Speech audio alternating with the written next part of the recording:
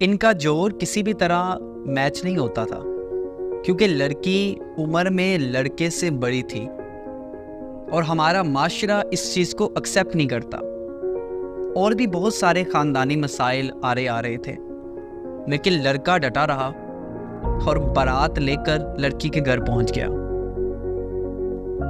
تھوڑے ٹائم کے بعد مختصر سا نکاح ہوا اور وہ اپنی دلہن کو لے کر گھر آ گیا۔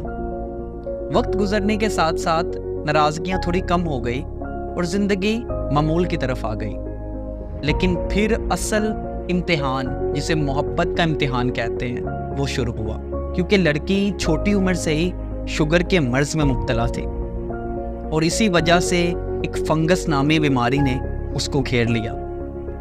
فوراً ICU میں پہنچ گئی، جتنے پیسے جمع کیے تھے سب لگ گئے،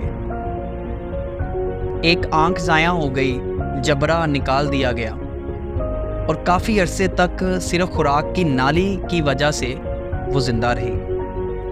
لیکن اللہ کا کرم یہ ہوا کہ لڑکی دوبارہ اپنی زندگی کی طرف آ گئی۔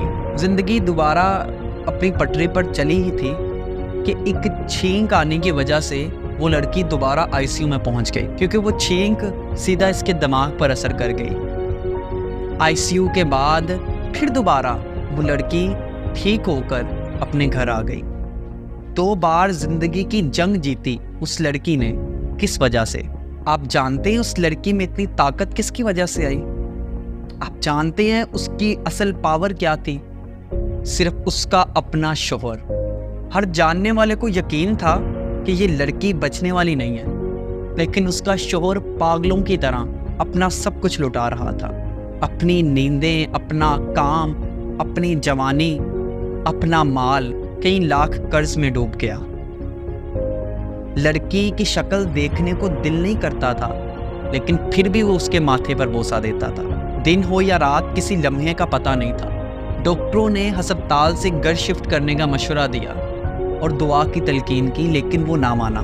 ایک ہسپتال سے دوسرے ہاسپٹل، ابھی بھی وہ لڑکی مکمل صحت یاب نہیں ہوئی، لیکن اس کا شوہر پھر بھی اس کے ساتھ کھڑا ہے، اپنی بیوی کی زندگی کے لیے پوری طاقت لگا رہا ہے۔ اور یہ میں آپ کو کوئی کہانی نہیں سنا رہا، یہ میں آپ کو سچا واقعہ بتا رہا ہوں۔ آج بھی وہ اس کے ساتھ اس کی ڈھال بن کے کھڑا ہے، اس کے آگے کھڑا ہے، اس کو کبھی تانا نہیں دیتا کہ تم تو بیمار ہی رہتی ہو، کیونکہ مرد کی وفاداری کا امتحان عورت کی بیماری میں ہوتا ہے، اور عورت کی وفاداری کا امتحان مرد کی بے روزگاری میں۔ اور یہی عشق کی حقیقی داستان ہے، کوئی لیلا مجنوں کے زمانے کی نہیں، آج کے زمانے